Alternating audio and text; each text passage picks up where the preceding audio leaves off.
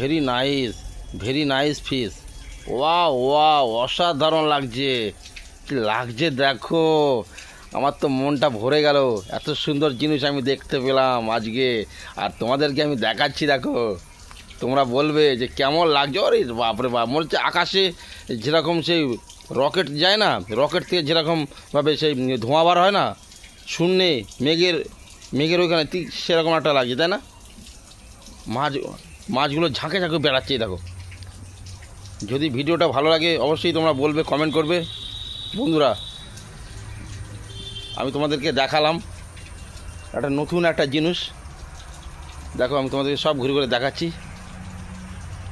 এই দেখো, এ wow wow wow, ও